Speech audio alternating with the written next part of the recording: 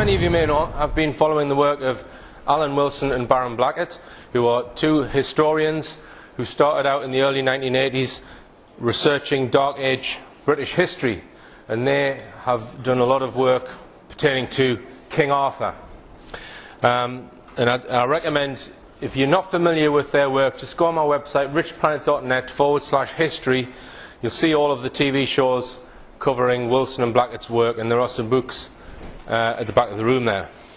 Now, in 1986, their work was recognised by the establishment because the establishment organisation, the BBC, took interest in what they were doing.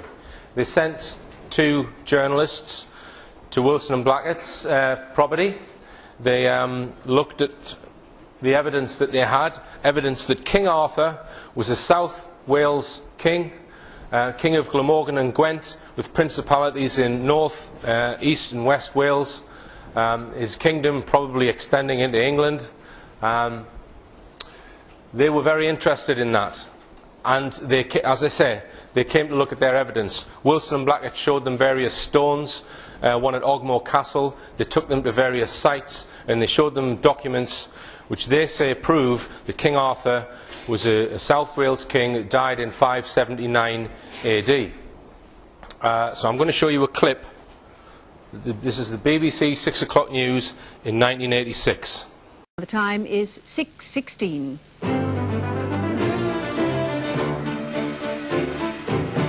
In common with most historians, the two men believe that Arthur was an authentic king of Britain who gave rise to the legends of Camelot, the Sword and the Stone, Guinevere and the Knights of the Round Table. Laurie Mayer reports. The apparent proof that King Arthur was man, not myth, is kept at the bottom of a garden in Cardiff. This ancient sword-shaped stone inscribed Rex Artorius, King Arthur, comes from what's claimed to be the legendary king's last resting place. The stone is said to have arrived by boat up the Owenny River near Bridgend 1400 years ago. In their lifelong quest for the real King Arthur, amateur historians Alan Wilson and Baron Blackett have put their interpretation on ancient manuscripts. An impeccably authentic manuscript of the year 822 tells of the body of a very important man with a stone being brought up this estuary. This is the secret burial of Arthur. The delivery of Arthur's body upriver was, so the story goes, kept secret because his son was too young to succeed him. According to Wilson and Blackett, this is the very cave where the body was temporarily buried. They point to signs of a square-cut grave hewn by hand from the rock. They claim the local church provides evidence of Arthur's family links with the area. Burial stones they regard as vital clues in their historical detective work. And this is the stone of Paul, son of Myrick, a brother of King Arthur. At Ogmore Castle, just down the road, they cite another stone actually naming a King Arthmail, which they translate as Arthur. Wilson and Blackett have now filled several volumes with their exhaustive fieldwork and research, a mass of evidence from so many sources that even academics find it hard to contradict. This bleak hillside, 1,000 feet up, marks the end of their quest. In a church they describe as the Westminster Abbey of the Dark Ages. Wilson and Blackett claim it's cost them their homes, their jobs, and £100,000 to find this spot and say with confidence that here lies King Arthur. So they're not the only experts who claim that King Arthur was a South Wales king. We've got Professor Morgan of Cardiff University stating this on film, which has been screened on Rich Planet, the author Chris Barber and various other experts. This is the kind of genealogical chart that Wilson and Blackett have produced over the years. We've got King Arthur here, who's dying in 579 AD. Now, if you go on Wikipedia, you will find some of the names on this chart, but you certainly won't find the King Arthurs. And that's because it's something that the establishment has covered up. And the reasons for that, well, we can speculate. Imagine they're digging up a huge historical figure of British history in South Wales. It's a bit like the Braveheart thing, except King Arthur actually won his battles. So this could be something, it could be the thin end of a wedge which the British establishment may not like. Here's Alan Wilson at work. at his house, and you go in their house, it's just full of ancient documents and evidence. And the difference between Wilson and Blackett and university historians is that they don't have students to teach. They can set their own agenda and go off and find new evidences, which not many historians do. And the bleak hillside that was screened there in the BBC article is just here. It's just northeast of Bridgend. It's probably about 25 miles from where we are now as the crow flies in Glamorgan. And it's a place called St Peters-Super-Montem, and this is the church here. Now, that article from the BBC was 1986. They actually had this church excavated in 1990, although the BBC didn't come to film it, but they should have. And it seems that once the information about Wilson and Blackett's research had reached the higher levels of the British establishment, I think something was put in place to suppress their work. It was something that was not going to be accepted. But they ploughed on with their research, and they excavated this ruined church, one of the oldest churches in Europe, in 1990. And one of the things that was found in that excavation is this. This is a solid electrum cross, and on it is inscribed Pro Anima Artorius, which means for the soul of Arthur. Now, I don't think you're going to get much more concrete evidence than that, other than actually finding his body of King Arthur being a South Wales king. This is a close-up. This is possibly Arthur on his horse. Now, this is a certificate which shows the metal content of that cross. They have had it independently tested, and it says on the certificate, the metal cross, which is 79% silver and weighs around 2.5 pounds. The metal content of silver with other metals is consistent with artifacts and relics of antiquity. So you can get an approximate date based on the percentages of different metals, and it is from Dark Ages. Now, as I said, this evidence has been denied by the establishment cover-up. There's been more than one murder attempt of Wilson and Blackett, and if you don't believe that, just have a look on my website and watch all of the programmes which presents all of the evidence of the murder attempts, the smear attempts in the media. It's absolutely disgusting. Now, I asked Alan Wilson who actually excavated that cross, who found the cross, because I wanted to get independent evidence. I wanted, as I said in part one, don't believe anything that you see or hear, go and find it out for yourself. So I wanted to ask and find the person who dug that cross up. Alan told me it was Richard Melbourne, but he'd been informed by a Welsh journalist that Richard Melbourne had passed away. So I then endeavoured to find Richard Melbourne's wife, just so that I could get some independent corroboration that yes, he did dig this cross up, and yes, she can remember when it happened. So I went to his house in Mysteg, knocked on the door. Who answers the door? Richard Melbourne. He's still alive. So I then ring Alan Wilson, and I give the phone to Richard Melbourne, and the two of them had an hour-long conversation reminiscing about the dig, you name it. So he was really pleased that his friend, because Wilson and Blackett now live in the northeast of England, they live in Newcastle. So Richard Melbourne then says to me, well, do you want to come up to the church and I'll actually show you where I found the cross? I said I'd love to. So I went up there. This was just about 3 or 4 weeks ago. That's me and Richard outside St Peters Church in Glamorgan. And he's pointing there exactly where he dug the cross up. And I've made a piece for the Rich Planet TV show all about this, all about Richard Melbourne. Lovely bloke, 80 years old. And as I say, he got one of his mates in a 4x4 to take us up the mountain. Right, I'm in a place called Mysteg, which is not far from Bridgend, and I'm with Richard Melbourne. Now, Richard took part in the archaeological dig organised by Alan Wilson in 1990 of St Peters Church. Now, on that dig, there was an artefact found, which and Richard was the person who actually dug the thing up. This was the electrum cross. That's right. With Pro Anima Artorius written on it. So, can you just tell us first, Richard, how did you get involved with Alan Wilson, and what was it that got you onto the dig? Well, I was always interested in Welsh history, you know, and a mate of mine was a mate of Alan Wilson's. Mm-hmm. And he was saying about this dig up in Super-Montem, this church. Would you like to go on it? I said, yeah, I'd love to. So anyway, he arranged for me to go up, and you had to have a permit to get on site. He got me a permit, and I went on site. I was there for, I don't know, about a month, I suppose. What sort of tools did you use?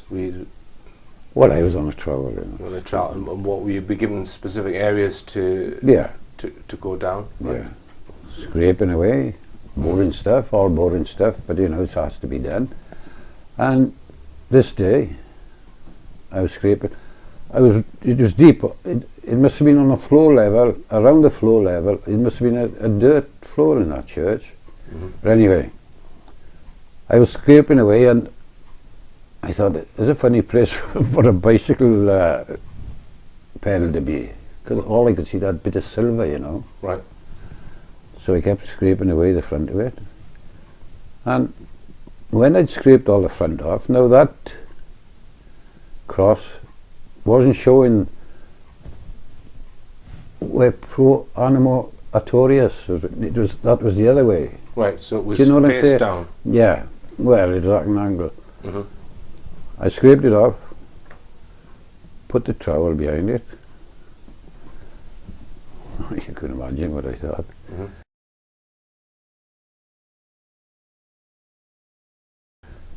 Yeah. On the digs.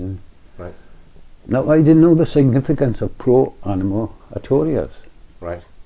But I did know the significance of artorius. Right. But not this first two. So you knew that Artorius was a reference to Arthur? Yes, Yeah. yes. So anyway. So was it easy enough to read once you'd lifted it up? Could you Yeah, read I that? had to clean it off. There was oxides on it and all that, you know. But the imprint of that cross was still there. So, you know... after you'd taken it out the ground? yeah, it had been there a long time, like, obviously, for it to be there, the imprint of it. Right. And I've got an aerial view of the church, Richard. Would you just point out on there approximately where it's around about this point here? So inside the church, I guess this is another entrance here to the left. Yeah. So a little way in here. So how long did the dig last for? But the dig itself, I think, lasted about a month, 5 weeks, I suppose. Right. Yeah. Okay. All right, Richard. And how many people were involved in the dig on a day-to-day basis? There must have been about 6 or 8, I suppose. Right. Including Alan and... And were you involved in putting the tarpaulin over the church? No. That was like contractors or something? Yeah, wasn't it? Right, yeah. okay. Alan has told the story about how there was a huge gale which kind of wrecked it. It's terrible. So can you just explain that? Were you there when... Oh, yeah. Yeah. Right. And Alan said that there was some of the documents were found in nearby valleys and this kind of thing, because people actually brought them back. And I suppose it was, oh yeah, there was documents there. They was on the tape, if I remember. after you found it and took it out of the ground, Yeah. Who did you tell first? There was a chap there called Martin Langford, the archaeologists. I don't think Alan was there. I think he was off site. Yeah, he's told me that he wasn't there. He wasn't. No. He wasn't on the site. So just tell us how it then did you. Just tell us what happened after you got it out the ground. Well, we were all excited looking at it, and time went on. Alan come back on site. There was great excitement, wasn't it? Right. Especially with me when I found out what the significance of the cross was. Right. And it just went on from there, really. With the bloke with the camera, I know he was there with a young lady. I forget her name anyway. So they were filming Yeah. the dig, which incidentally Alan can't get hold of at the moment. That film has been sort of I don't made unavailable. Yeah, I didn't see it myself. You didn't see it? No. I don't think anyone's seen it. What about the theory that Arthur's body is in that region somewhere? Do you go along with that, Richard? Oh yeah, definite. If you read Perseverance and everything, it points to that. That's the area where he is, like. Right. And do you think he's in the church or in the mound or I somewhere? think he's in the mound myself, in the boat. Right, the boat-shaped burial mound. Yeah. Right, which is not far from there. It's This is right Right from here to the end of the street there. Can I just ask, did you get paid for your work on the dig? No, no, I So you were didn't pay voluntary? him. No, But I think the archaeologists were paid, were they? I expect so, I don't Right, know. okay. And did you have any involvement with Allen and Barham after that time? Oh yeah, yeah. When some chap, I forget his name, he's from my state, he reckoned that that cross was planted there, you know, which it wasn't, definitely not. Right. Couldn't have been, impossible for it to have been. Yeah. Because I thought, and I know the imprint of that cross was in that earth. Mm-hmm. Now that couldn't happen if it was planted there. Yeah. I mean, this is something which certain people have put out this information, and this guy from Mysteg's obviously heard this from someone who's maybe trying to cast aspersions on it. Well, the inference was I would have been involved in a scam like which I wasn't. Mm-hmm. I found the cross. I know what happened. Mm-hmm. You know, it was there. For anybody to say that that cross was planted there would have to be there and see, and even if they was there and seen, they wouldn't have made that statement. Yeah, yeah, You know, because oxides, they can't put oxides on it, can they? yeah, You know, yeah. you get it off stone and earth and all that. But they were Was there anything else of interest found on that site? not really. Because I understand there was some human remains there. Oh yeah, a lot. Right. Okay. So this was from graves that were. Yeah, well, on a higher level, like, you know, Right. we went down past them, but it was all treated with respect, like, and that. After the dig had finished, were you not frustrated that you couldn't dig down further and see if there was more artifacts? Did you think there might have been something more things there? I don't know. I don't know. Would you like to see an excavation of the mound? Oh yeah, yeah, definite. Right. There's something of importance there for that church to be there, because that church was put there to honour whoever's in that mound, I think. Right. Who that is, I don't know. Right.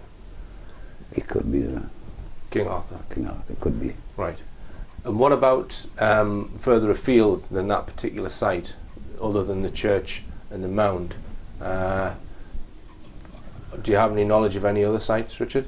Well, up in the forestry have covered a lot of evidence up, you know. Mm-hmm. For no other reason to grow trees, nothing Right. sinister about it, it's just that they grow trees there. But there's mounds all over the forestry up here. Right. There's a Roman fort there, there's an ancient British fort there, the Bulwark, and it's all there. And there's a fort, like, what I have read, that the British were fighting a rearguard action, their family was going ahead of them, and they caught them at this place called Cwmlladfa, which means Valley of Slaughter Right. in England. And right there, to the left, there's an ancient British fort. What's your opinion of Alan Wilson in terms of a historian? Just give us a bit of background on what you know about Alan Wilson. Brilliant. Absolutely brilliant. And He's got a mind like a computer. Yeah, so you ask him anything. And he'll back up everything he says, mate. Yeah. Where you can check. they've had quite a lot of problems over the years in trying to get their work recognised. What's your opinion of that? Have you got an opinion on why it's not being accepted? Well, I think it's the English establishment, to be honest, historians and all that. And they won't sit down with Alan and discuss history. They won't. As he said, would you get in the ring with Mike Tyson? I've seen him on that. And he was right. Why don't they sit down and talk about it? Yeah. Because he'd lose them. And the other reason is because, in all fairness, Alan have slagged the royal establishment off, like, from Victorian times. Most of the stones is stolen, for want of a better word. All the stones in Wales. But why do they try to hide British Welsh history? They don't want us. They don't want us to cast us aside. Yeah, yeah. I think they're maybe worried that there'll be some sort of upsurgence of national identity, which was they're going to lose part of their empire, maybe. Yeah, a bit late for that now, isn't it? But you know, it's terrible what's been happening. I think the world of Alan, I got to be honest with you, and I haven't blinded my judgment on him because I like him or anything like that. It's just, everything I ever read, he backed up. Backed up. All right. He called German George. You know, the establishment don't like to talk like that. They even said the German Queen, like Queen Elizabeth II. Yeah, I think. And they don't like it. Yeah, yeah. I think he's told me he is happy to speak to establishment people, and he is happy to go along with the current regime. Yeah. And not criticise the royals. He said that. Well, late now, isn't it? You know that what Alan says is he'd rather have Queen Elizabeth than President Cameron or President Blair. Yeah. He's saying that the royal is better than having. Yeah, she does a good job, doesn't she? Well, well, I'll not make a comment on that, Richard. His historical research kind of undermines the royals, but at the same time, he realises that they ultimately are the power. Therefore, he's not going to get anywhere with his history unless it's accepted by them. That's right. Yeah, I don't know. It's just a bit of a job. But there's an author called Adrian Gilbert who worked with Alan and Barham on one of their books, The Holy Kingdom. I think that was the one that you showed me, wasn't it? You said that you had a copy of The Holy Kingdom. Yeah, I got it. Yeah. He's written a new book apparently, and what he's trying to do in that book is he's took Prince William's genealogy via his mother, Princess Diana, and he's trying to find links to Arthurian monarchy through Diana. So they're trying to bring in and show that William, the future king, has got some British Welsh. Yeah. So now why Adrian Gilbert's doing that is, you maybe ask him that, but I guess half of Wales could probably show that they're related to this heritage. Well, I can take you 8 miles from here and introduce you to a chap who was Eve traced his lineage back to Ieston up Crugan. Right. And he's a farmer. Right. So. All right, Richard. Well, thanks for speaking to us. And Richard's kindly offered the use of a 4-wheel drive. Yeah. So at some point later in the week, we're going to have a drive up to St Peters Church and maybe film the exact spot where you unearthed the electrum cross. Yeah, it's not only that. You see the boat, but it's there. And somebody tried to say, "Oh, it's a sheep pen." Mm-hmm. Now, if it's a sheep pen, you don't have a narrow opening for the sheep to go in. Mm-hmm. You have a wide opening. Yeah. But it comes to a point. All right. And the road has been altered going to it. Right. Well, we can film the mound as well. Yeah. Okay. Well, thanks very much for speaking to me today, Richard. You're more than welcome. Thank you. We're getting a lift off Richard's friend called Terry. Richard's friend Terry has got a 4-wheel drive that we're going to get in. When I was up there, it's 20 years ago, right? It was an electrum, silver and gold mix, All right. I mean, for 10% anyway. 10%? I hope you're recording this. He's so cut the bits out that he don't want, don't he? No, don't cut that out. You sure do. I want 10%. Who is this person? He's a historian, All right. Very clever man. And it's in his possession, is it? Yeah. Well, it was his Dixie. All right, his dig it was it? Yeah. And how old do you reckon this cross was? It's from about 579 AD. Good God. That's the time of Arthur, see. There was no graves there, like in the church where I found it. Yeah. It must have been the eye or something walking behind. And I reckon there must have been a dirt floor, There's a ruined church up here, St Peters, and the guy who bought it, or the two guys who bought it, Alan Wilson and Barham Blackett, they put a fence right the way around it, because they bought the land. Right. But it was just ripped down and derelict, like. Yeah, it's a derelict church, but they've tried to protect it because it's of historical importance. Yeah, that's right. And there's just all of the livestock, sheep and cows and stuff. It's just overrun. Yeah, it's just overrun it, like. Yeah. But there's parts of it still really need excavating, Yeah. Like there's a mound there, which there could be anything in there. God. And they still own it to this day, like? Oh yeah, yeah. All right, so we're not trespassing. Yeah, so if we're in the church and the farmer tells us to get off the land, we know we're all right, I think. We're now right. We'll just give Alan a ring. No, we're all right anyway, because it's public right away. Above the church, right? There's a thoroughfare through there, is it? Yeah. We take that up. Do you think they've actually changed, the farmers changed the road at all there, Richard? Has there been... Or is it... Yeah, I'll show you when I get up there now. Right. They went right through the boat. Is that a bit naughty then? Were they not supposed to? It was a bit naughty, yeah. I don't know who done it, mate. Right. You can't say that farmer or this farmer did it. No, they didn't. Right. Farmers haven't got no consideration for the past. They move a boundary, they'll change a boundary, they'll put a road in, whatever they want a road, make life easier for themselves, do they? Right. You know, they shouldn't have done it. Because the road used to go round the boat. Yeah. But now it's cutting. Go through it? Some of the boat, yeah. All right, okay, this is the boat-shaped burial mound. Yeah. But the farmer may not even know that it's an ancient mound. No, that's right. There's probably no... because some of these mounds have got, they are recognised as ancient monuments. Some of them they've got plaques on them, but they're generally described as Norman.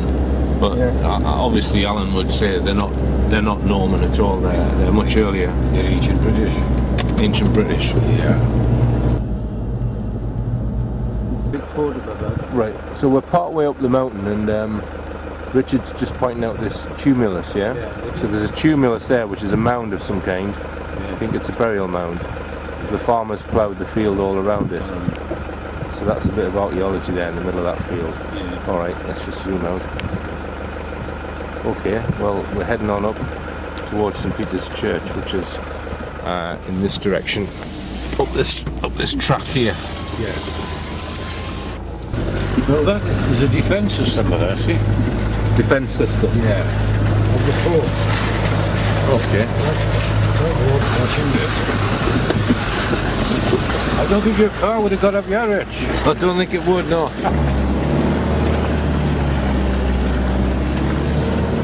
Well done. I'll tell you what's near the church, or not far, it's some pylons.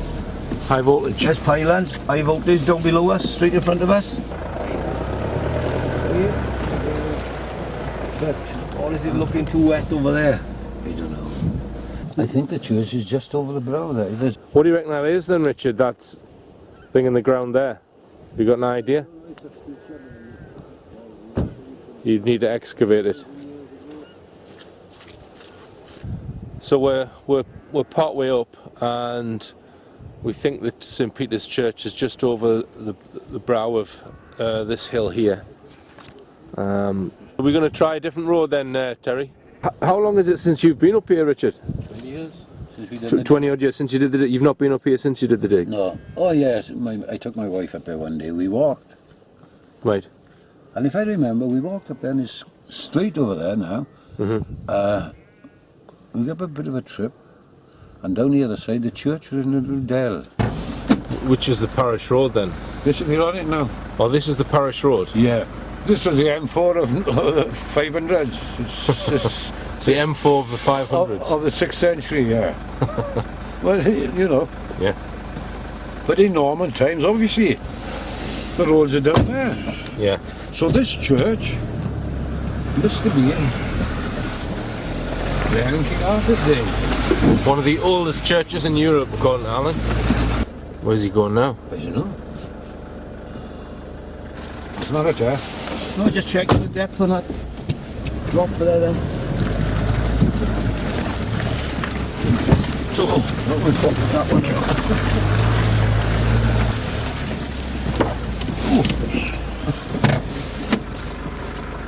He's a good driver, mind he? Yeah.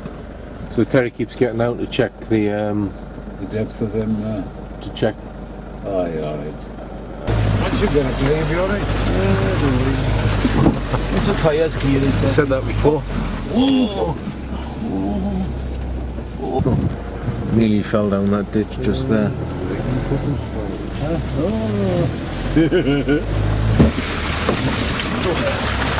More sensible road up ahead, yeah? Yeah. Oh, that's more like it. So straight through there? Yeah. Ah, it's going the wrong way. So could we have come up on this road in the first place, Rich? Yes, most probably, yeah. I recognise that mound there. There's the church there, look. Can you see it? Just straight ahead, yeah, I can see it. That building on your Yeah, left? that's it there. That's the church, Rich. Where now? On the left through that cut there, look. See it there? Oh, that's it, yeah. What, a helicopter landed there? Yeah, When was that? When you were doing the dig? yeah. When Really? I found that cross, he wanted me to jump in with him, and I said, no, I'm not going in there. I never heard that part of the story, Richard. Tell us that again. So, The bloke that was more or less financing it, he's not fully financing it and putting his weight behind it, he provided an helicopter, you know. all right. And he said to me, when I found the cross, I don't know, everybody gets a moment of fame, like I suppose. Right. He said, have a ride up in the helicopter. I said, no. 2 days after it crashed, not too bad, like, but it, Right. and that was it. Right. But there it landed. On just the brow of that hill there, just to the right of the church. Yeah. So it landed here. All right. Right, so this road here that we've just come up on, that's actually going through the boat-shaped mound, right? Yeah. So where's the actual edge of the mound? Is that it? There, look, see it? Yeah. Yeah. That the raised part here. Yeah. You just go there. On there, look. All right, I've got it. I've got you now. So this is the edge of it here, Yeah. right? So it's coming round. And There, then, look, see it? yeah, Right on. the other side, and then. Right. Okay. So this is all part of the mound here. So this is the edge of it, yeah. Yeah.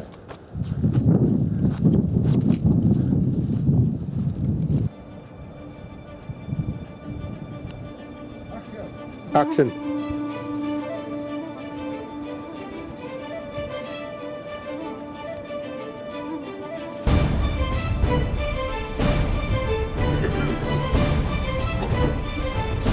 So do you want to point out the approximate spot, Richard?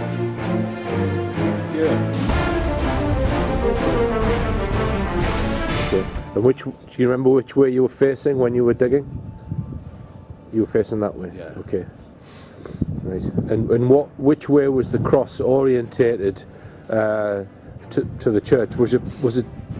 Yeah. Do you see what I mean? Getting that. And it was at a slight angle. Right. So the top of the cross was facing Yeah. behind us. Yeah. Right. So it was facing east-west, I guess, and in the same orientation as the church. Yeah. Yeah. So you were. Which is the Christian line for churches, isn't it? Yeah. Yeah. Okay. When they were digging here, there was an overhang there. Right here. Still there? An overhang. Yeah. As I remember it. I think it'd have collapsed, you know, since then. And there were features in the wall on the altar. Right. So where would the altar have been, Richard? Must have been there. Right. So this is the altar where we Yeah. where we stood now, or just in front of it. Yeah. Well, you know. You had the congregation here. So the congregation would have been in that side there.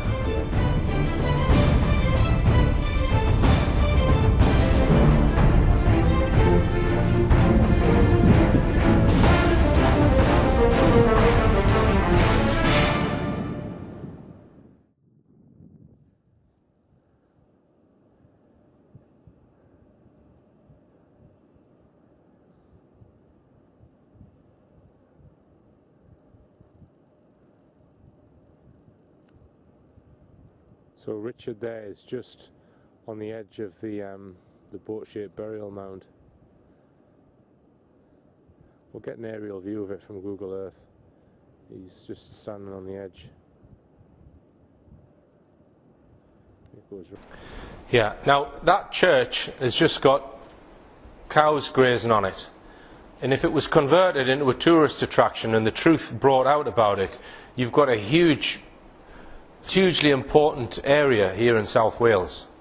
And this is what Alan Wilson's point is, that it would bring 30,000 jobs, he claims, to the South Wales region. People would come from all over the world to Glamorgan to see that site if it was excavated further and it was given its proper name.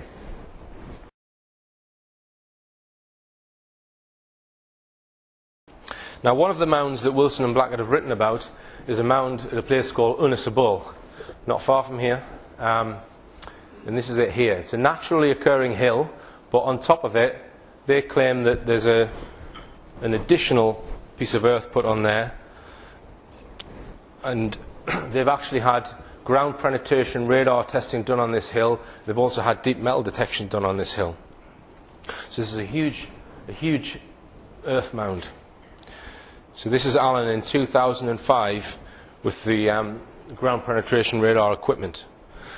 Now, based on the tests that they did in 2005, they did deep metal detection, which I'm going to speak about in a second, and they did ground penetration radar testing, and also comparing this mound with other mounds that have got things inside them. This is what Wilson and Blackett claim is inside. Like I say, it's not far from here. He reckons there's an excavated chamber with 5 drainage shafts coming off the north side of the hill, and these keep this area dry, take all the water off. And he reckons there's an excavated tunnel into the side. This is a cross-section of one of the drainage sumps, so they've got special stones in which prevent any sort of weeds growing around there, so that the sump can allow water to flow through it. This is a photograph of one of the sumps, which you used to be able to see on Google Earth. You can't see them anymore for some reason now. And now this is Alan Hassel, who did the metal detection for them in 2005. And again, don't believe anything anyone tells you. Try and find it out yourself. And I've interviewed Alan Hassel, who's an independent researcher. I should have recorded the telephone call, but I didn't. I spoke to him for about 2 hours, and this is from my notes of speaking to him. He said that he used a Pulse Star 2 metal detector. These metal detectors, they're a metre square. The coil is huge. You stand in the middle of the coil, you've got like a box of electronics. They're 2,000–3,000 pound each. So that's the metal detector that he used, which will go down 20–30 feet. He marked out a 30 to 40 yard square on top of the hill. He scanned the land in 1 metre wide strips, horizontally and vertically. After 45 minutes, he hit a huge target. The device went off the scale. By scanning vertically and horizontally, he determined the target was approximately 2 foot by 4 foot non-ferrous metal. He then used ground penetrating radar. Well, he didn't. Wilson and Blackett did, but he witnessed the ground penetrating radar picked up 2 of the drainage tunnels. He also confirmed that the farmers didn't come to witness the find. Okay. Now, I'm not sure what's in there, but I'm pretty sure that some of this archaeology is there, and I think there's probably something inside the hill. But I have no clue what's in there. Wilson and Blackett claim, and in order to understand why they think this, they claim that it's the Ark of the Covenant. Now, I don't know that. The Ark of the Covenant, for those who don't know, is the box which Moses had built in round about 1400 BC, in which to house the 10 Commandments, which were written on stone, 2 tablets of stone, given to Moses by God. I have no idea that this artifact is inside of that hill, but I think there is something in the side of that hill. Now, if this was inside of that hill, I think it's worth digging the hill up. Because as you might know, I'm into UFOs, and I suspect that Moses, or the person who was Moses, because some people say Moses was a title, I suspect that that event on Mount Sinai did happen, and something happened there, and some law was given to Moses to give to the people, but I don't think that word was the God of the universe. I think there's an intermediary going on here. I think it was a God, not God, but a God. That's just my opinion. I don't want to offend anyone who is a Christian, right, or a Muslim, or a Jew, right?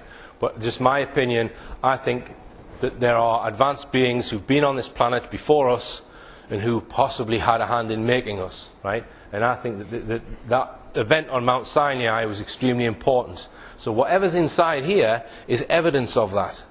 Who wouldn't want to see that? But as I say, I'm not convinced the Ark of the Covenant is there, but I think it's worth excavating it just to see what is there. Now, when I spoke to Wilson and Blackett about this, they said that there was kind of a stalemate between the farmers who own this land, and they weren't allowing them back on the land. they just kind of saw them as pests, really.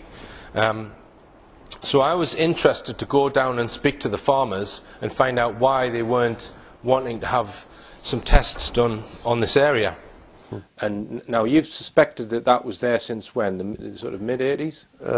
I got a photograph from my colleague there in 82. I'm at a village called Ynys-y-bwl in South Wales, and behind me is a hill on top of which is a man-made mound. According to Alan Wilson, the Ark of the Covenant is buried inside the man-made part of this hill behind me.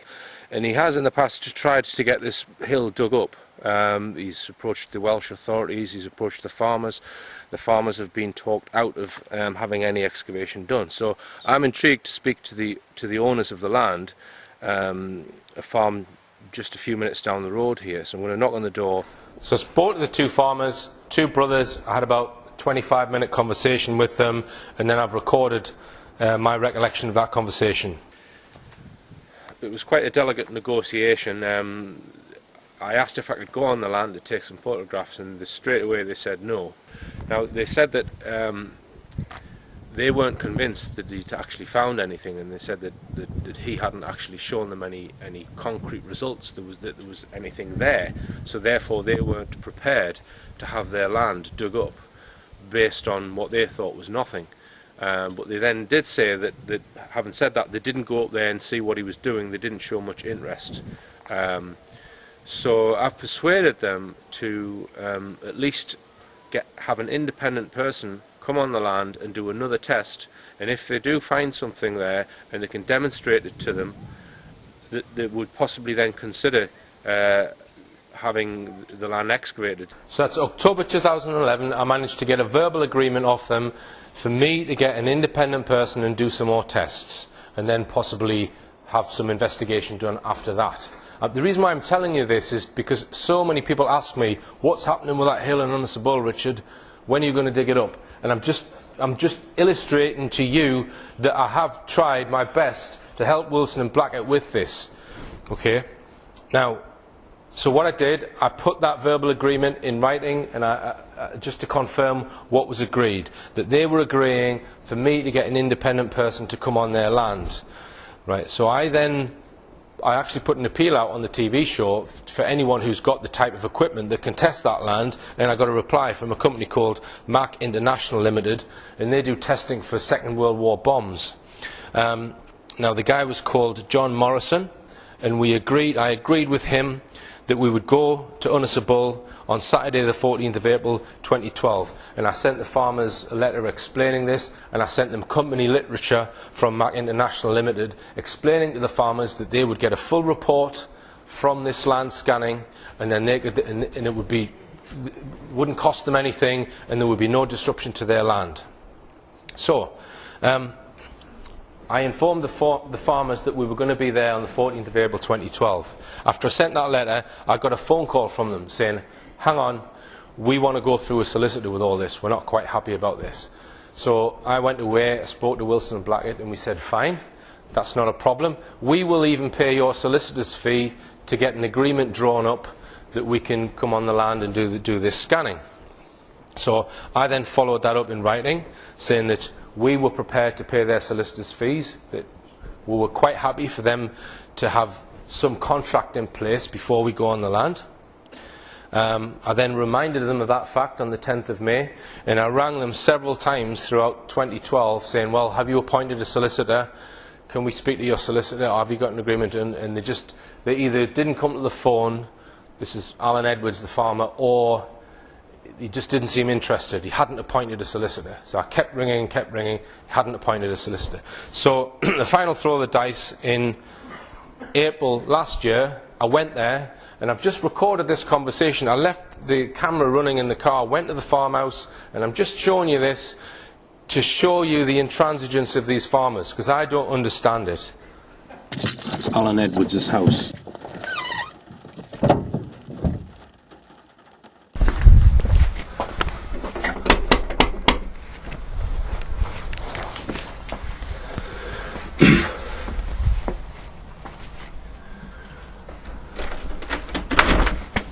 Hello, can I speak to Alan, please?